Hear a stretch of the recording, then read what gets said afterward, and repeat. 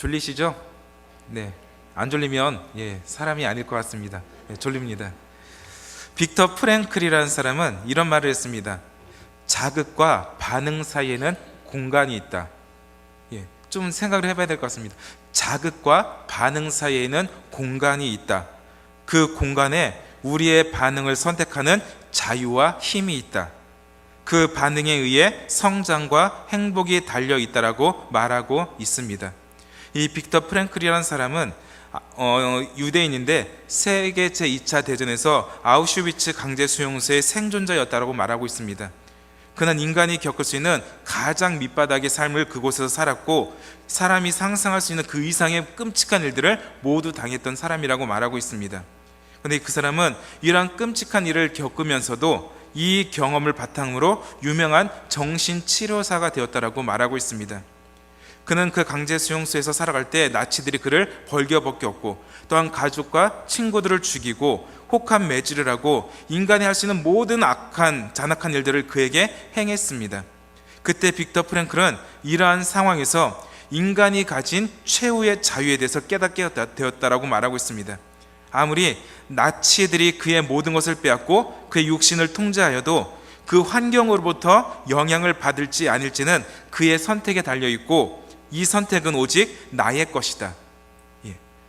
지금까지 한 말 굉장히 어렵습니다. 쉽게 표현한다면 우리에는 자극과 반응 사이에는 공간이 있습니다. 이 공간에는 자유와 힘이 있습니다. 이 자유와 힘이 뭘 결정하냐면 이 받은 자극을 우리가 어떻게 반응하느냐. 이 빅터 프랭클이라는 사람은 유대인인데 그는 엄청난 고난을 나치로부터 당했습니다. 그런데 이 나치들이 그에게 행했던 이 자극, 이 고난들을 그가 어떻게 반응하는지는 그가 갖고 있는 이 자유와 힘이 결정하고 이것은 결코 나치가 영향을 줄 수 없다라고 말하고 있는 것입니다. 그러면서 그는 그의 선택을 통해서 비록 지금은 힘들고 어렵지만 그가 생각했던 것은 내가 나중에 이곳에 나가면 이곳의 경험을 바탕으로 해서 많은 사람들 앞에 강연을 하고 살겠다 라는 비전을 가지고 살았다라고 말하고 있습니다. 그래서 그는 비록 지금은 힘들고 어렵고 죽고 싶은 심정이지만 그가 앞으로 나아가서 자기가 풀려나면 나는 이 경험을 바탕으로 이 모든 것들을 간증하고 그래서 많은 사람들에게 이런 것들을 알리겠다라는 그런 동기부여를 함으로 그 모든 삶 속에서 이겨냈다라고 말하고 있는 것입니다. 바로 이러한 것을 우리가 쉽게 예를 든다면 우리가 여러분 누군가 나를 때립니다. 때리면 이게 뭐가 되는 겁니까? 자극이 됩니다. 이 자극이 우리에게 뭐가 됩니까? 다시 반응으로 나타납니다. 만약에 옆 사람이 여러분 한 대 때립니다. 그럼 여러분 안에 있는 그 공간에서 자유와 힘이 갈등합니다. 저 사람이 나를 때렸어? 그럼 나는 결정합니다. 나도 저 사람을 때릴까? 아니면 내가 저 사람을 용서해 줄까? 아니면 내가 저 사람을 무시할까? 이런 것을 결정하는 이 자유와 힘이 우리 안에 있다라고 말하고 있습니다. 그래서 그 결정에 따라서 우리가 반응을 한다라고 말하고 있는 것입니다. 결국 이 자극과 반응 사이에는 공간, 이 판단을 하는 공간이 있고 이 공간 안에 있는 것이 자유와 힘이라고 빅터 프랭클은 말하고 있습니다. 이것을 우리가 성경적으로 본다면 우리가 살아가는 모든 삶 속에 우리는 여러 가지 자극을 받습니다. 그런데 이 자극에 반응하기 위해서는 우리는 하나를 거쳐야 되는데 그것이 자유의지란 것을 말하고 있습니다. 하나님께서 우리에게 자유의지를 주셨고 이 자유의지가 우리에게 자유와 힘이 되어서 어떻게 반응하고 살아갈지에 대한 그 반응을 결정하는 중요한 요소가 되었다라고 성경은 말씀해 주고 있습니다.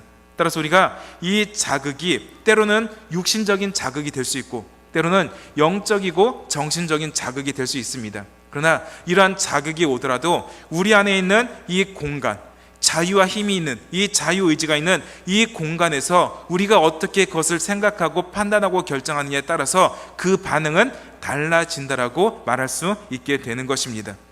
예를 들면 우리는 종종 그런 말을 합니다. 안 되면은 조상 탓이고 잘 되면은 내 탓이다. 그렇죠? 안 되면 조상 탓이고 잘 되면 내 탓이다. 그 오는 환경의 모든 상황에서 안 되는 것들은 조상 탓으로 결정하는 그런 자유의지, 잘 되면 내 탓으로 결정하는 자유의지, 그게 우리 안에 반응해서 그렇게 표출을 한다고 말하고 있고, 또 하나 예를 들면은 길가에 아름다운 꽃이 피어 있습니다. 우리 눈에 자극이 옵니다. 저 꽃은 예쁘구나. 그럼 어떤 사람은 우리 안에 결정합니다. 그래, 예쁘니까 저 꽃을 꺾어다가 집에서 예쁘게 꽃꽂이를 하자. 어떤 사람은 그 꽃을 꺾어다가 자기가 가져갑니다. 근데 또 어떤 사람은 예쁜 것을 봅니다. 저 꽃은 너무 예쁘기 때문에 나만 혼자 봐서는 안 되겠구나. 그냥 여기에 두고서 여러 사람이 볼 수 있도록 이곳에 그냥 놔두자 라고 결정하는 사람이 있다는 것입니다. 똑같은 상황이고 똑같은 것을 보는데 그 반응이 달라진다는 것을 쉽게 알 수 있습니다.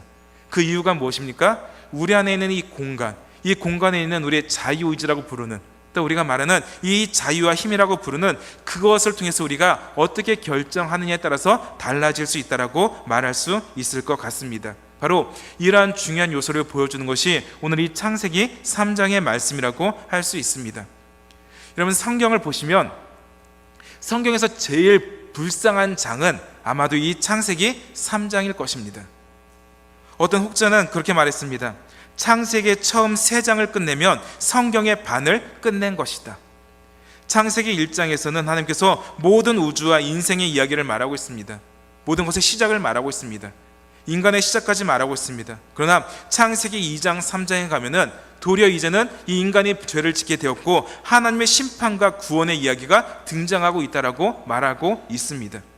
어떻게 보면 성경에서 진짜 빼고 싶은 이야기는 아마도 창세기 3장 이야기일 겁니다.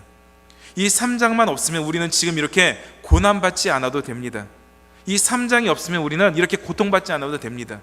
3장이 없으면 지옥에 대해서 우리가 두려워할 필요도 없습니다. 그러나 이 3장이 있기 때문에 우리는 지금 이런 엄청난 고난과 어려움에 당해 있는 것을 알 수 있게 되는 것입니다.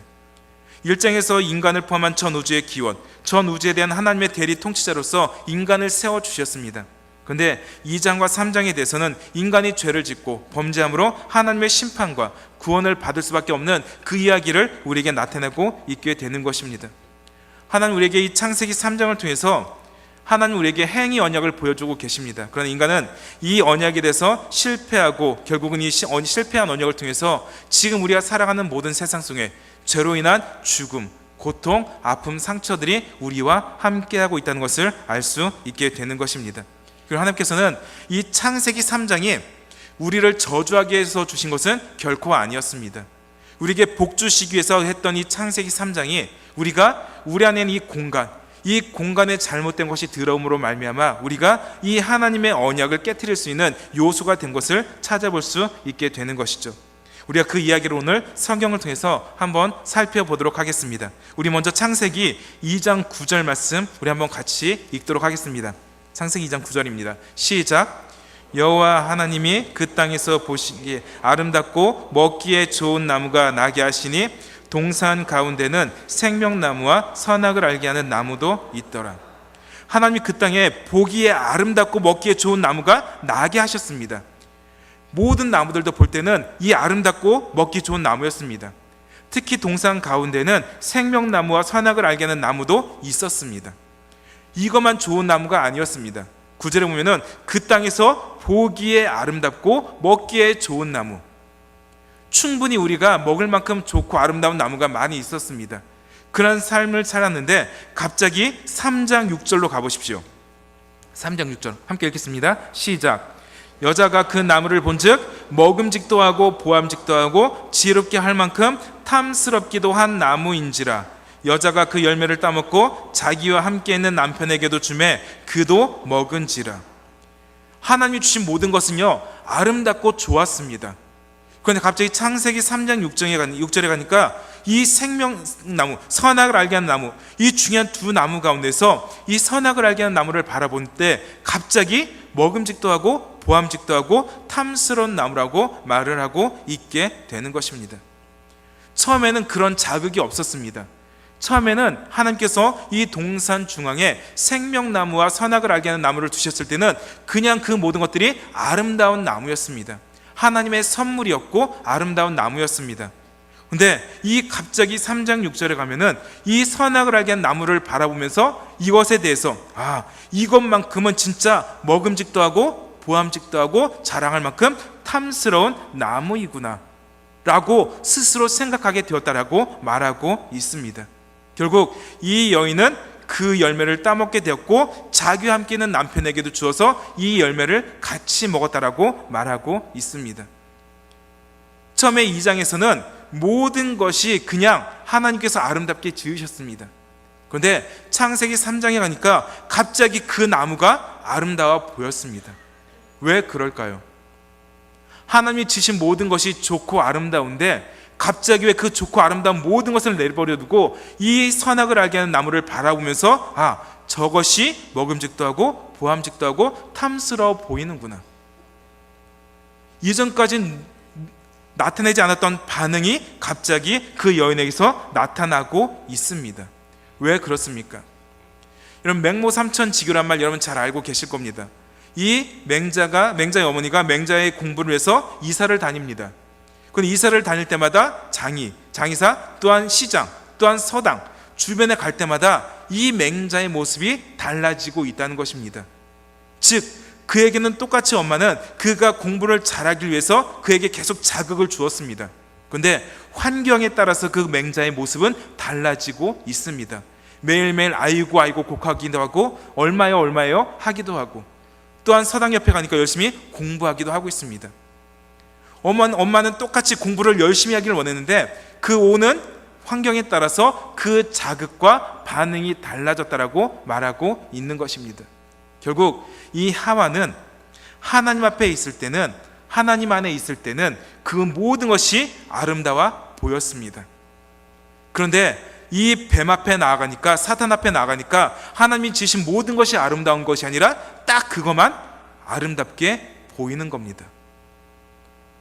이 하와가 하나님 앞에 서 있느냐 아니면 사단 앞에 서 있느냐.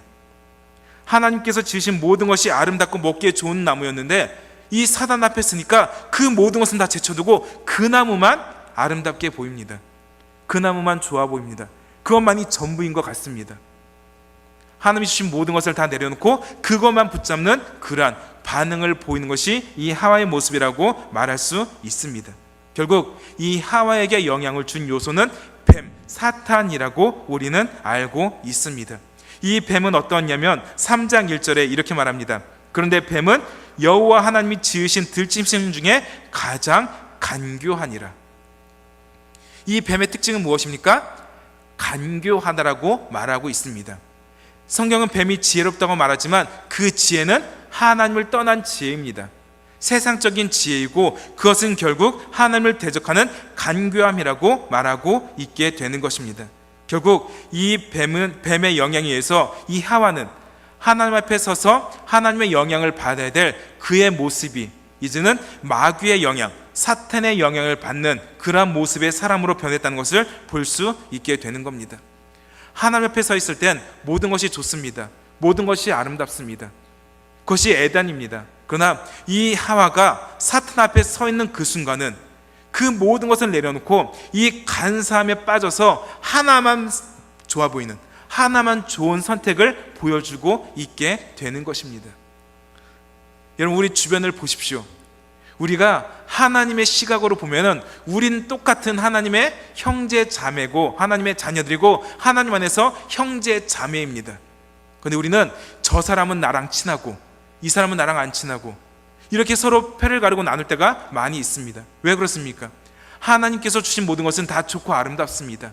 모든 것이 좋은 것입니다. 그런데 우리는 하나님의 모든 좋은 것을 내버려 두고 때로 우리는 내가 원하는, 내가 좋아하는 또한 사단의 유혹 가운데 하나만을 선택하는 경우가 많다라는 것을 볼 수 있게 되는 것입니다. 여러분 인생을 보십시오. 여러분 인생 모든 것은 하나님께서 선하게 역사하고 계십니다. 때로는 좋은 일도 있고 나쁜 일도 있습니다. 즐거운 일도 있고 슬픈 일도 있습니다. 형통한 날도 있고 공고한 날도 있습니다. 이 모든 것을 바라보면 하나님이 나를 하나님을 경외하도록 지으셨구나 라고 말할 수 있습니다. 근데 갑자기 우리의 마음에 이 악한 사단의 영향이 주어진다면 하나님 왜 나 이렇게 힘들게 만드십니까? 나 왜 이렇게 어렵게 만드십니까? 하나님이 살아계신다면 나 지금 왜 이렇게 살고 있습니까? 라고 따지게 되는 것이죠. 결국 우리 인생 속에 우리가 하나님 앞에서 하나님의 선한 영향력을 받고 살아가는지, 아니면 우리가 이 마귀에게서 악한 영향력을 받고 살아가는지에 따라서 우리의 인생은 완전히 달라질 수밖에 없다라고 성경은 말하고 있습니다. 하나님 우리에게 최초의 언약을 통해서 처음이자 마지막 기회를 주셨습니다. 그것이 바로 창세기 2장 16절 17절입니다. 우리 한번 같이 읽겠습니다. 창세기 2장 16절 17절 시작.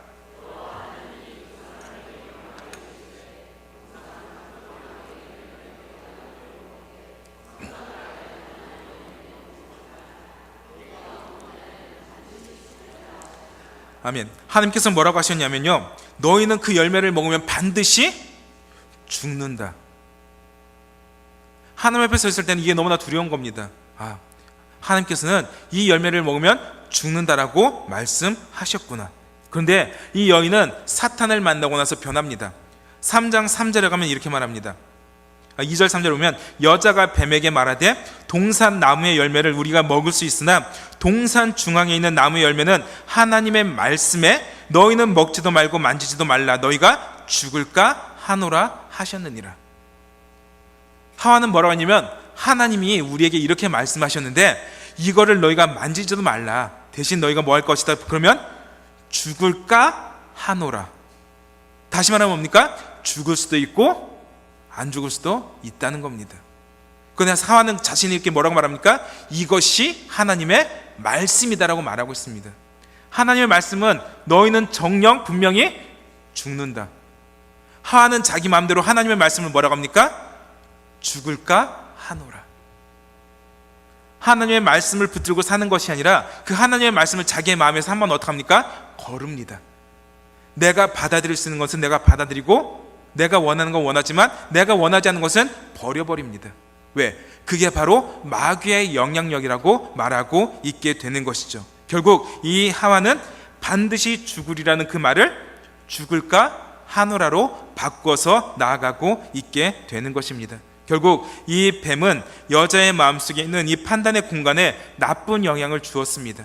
그래서 이 여자가 하나님의 말씀 앞에 서 있지 못하게 하고, 하나님의 말씀을 그 말씀으로 붙들지 못하게 하고, 결국은 그 여인이 자기 마음대로 말씀을 바꾸면서도 이것이 하나님의 말씀이다 라고 하면서 자신을 당당하게 내세우는 그런 모습을 보여주고 있게 되는 것입니다.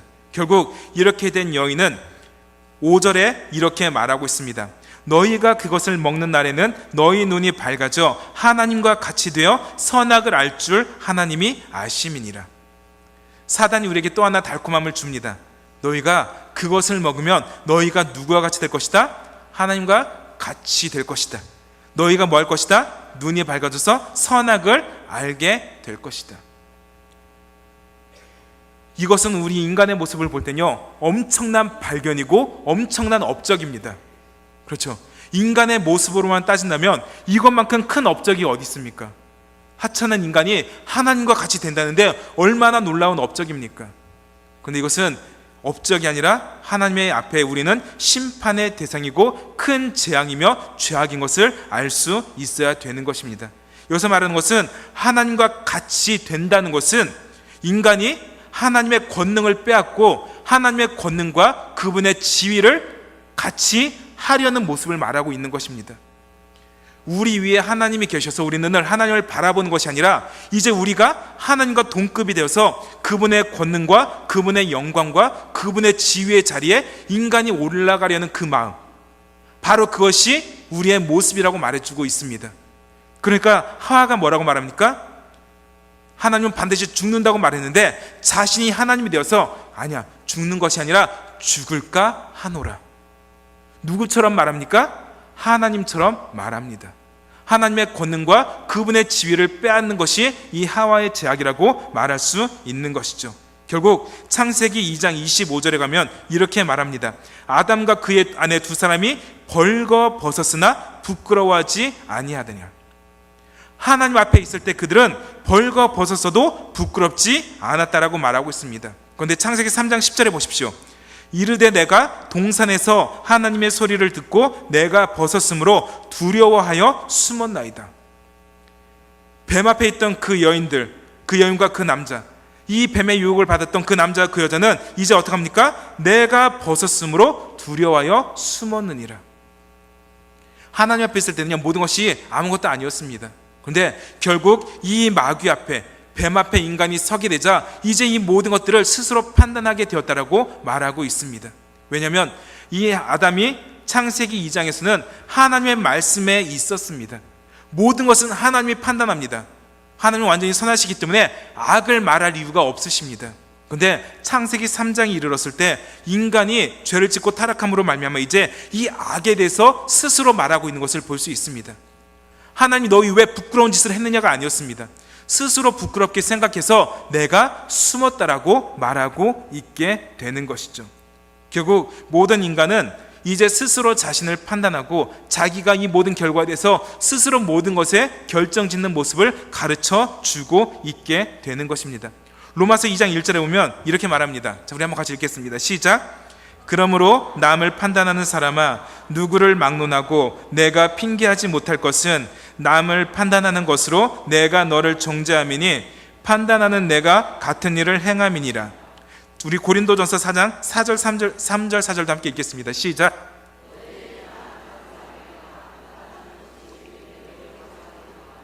나도 나를 판단하지 아니하노니 내가 자책할 아무것도 깨닫지 못하나 이로 말미암아 의롭다함을 얻지 못하노라. 다만 나를 심판하실 이는 주시니라. 이렇게 말하고 있습니다. 우리를 심판하시고 판단하시는 누구밖에 없습니까? 주님밖에 없습니다. 그런데 우리는 얼마나 많이 서로를 판단하고 살아가고 있습니까? 한 여인이 간음을 하다가 잡혔습니다. 이제 이 많은 유대인들이 이 여인을 예수님 앞에 데려옵니다. 물론 예수님을 시험하고 또 그 여인을 정죄하기 위해서 데려옵니다. 선생님은 이 여인을 어떻게 하겠습니까? 모세 율법에 보면은 이 여인을 돌로 쳐서 죽이라고 했습니다. 선생님은 과연 우리에게 어떤 답을 주시겠습니까? 그들이 원하는 것은 이 여인은 죄인이다. 죄인이니까 모세 율법대로 돌로 쳐서 죽여라. 그걸 원했습니다. 그런데 예수님은 엉뚱하게 뭐라고 합니까? 너희 중에 죄가 없는 자가 돌로 쳐서 그녀를 죽여라. 너희 중에 죄가 없는 자가 돌을 들어서 그녀에게 던져라. 사람들은 그 여인이 죄인인지 의인인지를 평가받고 판단해서 그 여인을 죽이기를 원했습니다. 근데 예수님 뭐라고 하십니까? 너희 중에 죄 없는 자가 돌을 들어서 그녀를 쳐서 죽여라. 사람은 판단하려고 하고 모든 것을 결정지으려고 합니다. 그런데 예수님 뭐라고 합니까? 그렇다면 너희 중에 죄 없는 자가 그 일을 행하라. 여러분, 우리는 충분히 내 자신을 판단할 수 있을 것 같고 우리 인생을 결정할 수 있는 그런 능력이 있는 것처럼 여겨집니다. 충분히 내가 내 자신을 개척할 수 있을 것 같고 내 자신의 일들을 내세울 수 있을 것 같습니다. 그런데 이 사람들을 보십시오. 똑똑한 사람들이, 지혜로운 사람들이, 종교인들이 모여서 결국 예수님 앞에 뭐랍니까? 이 여인이 죄인입니까? 의인입니까? 죄인이면 우리는 그 여인을 돌로 쳐서 죽이겠습니다. 뭐하고 있습니까? 판단하고 있다라고 말하고 있습니다. 이 사람들이 무엇을 잘못하고 있습니까? 그 사람들은 선과 악을 스스로 판단하고 있다는 사실입니다. 오늘 제목이 선과 악입니다. 여러분, 무엇이 선이고 무엇이 악입니까? 우리 인생 속에 무엇이 선이고 무엇이 악입니까? 선은 오직 하나님밖에 없습니다. 반대로 하나님을 떠난 모든 것이 악이라고 말할 수 있는 것입니다. 에덴 동산에서 이 에덴의 뜻이 행복입니다. 하나님 앞에 있을 때는, 하나님 안에 있을 때는 모두가 에덴, 행복합니다. 그러나 그분을 떠나고 쫓겨났을 때는 모두가 불행의 삶을 살 수밖에 없게 되는 것이죠. 그 여파로 우리는 지금 우리 스스로가 하나님처럼 되었습니다. 이것이 옳은 일이냐, 이것이 틀린 일이냐, 이것이 맞냐, 이것이 틀리냐, 이것이 선한 일이냐, 이것이 악한 일이냐. 하나님이 이렇게 인간을 창조할 때 죄를 질 것을 아셨는데 그 하나님이 선한 것이냐 악한 것이냐, 누가 결정하고 있습니까? 우리가 결정하고 있습니다. 가장 큰 악은요, 오늘 이 말씀입니다. 너희가 하나님과 같이 되어 선악을 너희가 알게 될 것이다. 선악은 누가 판단하실 일이십니까? 오직 하나님이 판단하실 일이십니다. 이 여인이 죄인인지 이 여인이 의인인지, 정말 이 여인이 돌로 쳐서 죽일 사람인지 아니면 용서받을 사람인지는 예수님만이 결정하실 사항입니다. 인간이 할 일이 아니란 겁니다. 근데 인간은 이미 모든 걸 스스로 결정해 놓고 예수님께 나옵니다. 예수님도 어쩔 수 없이 모세 율법대로 죽이라고 하겠지. 근데 그것이 아니었습니다. 여러분, 인생은 과연 어떻게 살아가고 계십니까? 여러분, 하나님 안에 살아가길 원하십니까? 아니면 우리는 마귀의 영향 아래 살아가고 있습니까? 하나님 안에 있을 때 우리는 모두가 좋아 보입니다. 모두가 아름답습니다. 모두가 행복합니다. 그런데 우리가 하나님을 떠나서 마귀의 유혹에 빠지면 우리는 모든 것이 아니라 하나에 빠져버릴 때가 너무나 많이 있다는 사실입니다. 하나님이 주신 모든 것이 좋고 아름다운데 때로는 물질만이 좋아 보이고, 때로는 명예만이 좋아 보이고, 때로는 쾌락만이 좋아 보이고, 그것만이 전부인 것처럼 살아간 사람들이 얼마나 많이 있습니까? 그러나 하나님이 주신 이 모든 것이 좋고 아름다운 것임을 다시 한번 믿으시기를 간절히 바라겠습니다. 성경 우리에게 신의 거룩한 성품에 참여하라고 말하고 있습니다. 하나님의 권능과 주의에 참여하는 것이 아니라 그분의 성품에 참여하는 것이 우리의 모습입니다. 하나님은 하나님이실 뿐입니다. 우리는 결코 하나님처럼 될 수가 없습니다. 우리는 너무나 어리석어서 하나님처럼 돼서 선악을 분별하고 선악을 판단하고 모든 것을 내가 결정할 때가 얼마나 많이 있습니까? 성경은 말합니다. 신의 성품에 참여하는 것이 우리지 신의 권능과 지위에 참여해서는 안 된다라고 말씀을 하고 있습니다. 오늘 우리는 우리의 사랑하는 환경들을 보십시오. 우리 너무나 남을 판단하기 좋아합니다. 너무나 남을 비판하기를 좋아합니다. 저 사람이 옳은지 틀린지, 저 사람이 잘했는지 못했는지, 저 사람이 죄를 당할지 안 당할지 너무나 판단하기 좋아합니다. 그러나 이 모든 것은 주께서 판단하실 것입니다. 우리의 선한 자는 항상 우리는 말씀을 붙들고 살아야 됩니다. 반대로 악한 자는 말씀이 없어도 살 수 있는 충분한 자격이 있습니다. 여러분은 이 악한 일에 살고 있습니까? 아니면 선한 일에 살고 계십니까? 여러분, 선한 것을 추구하십니까? 악한 것을 바라보고 계십니까? 하나님의 말씀을 붙들고 모든 것이 좋은 세상을 만들길 원하십니까? 아니면 이 악한 것에 따라서 하나만, 작은 것만 붙들고 살기를 원하고 계십니까?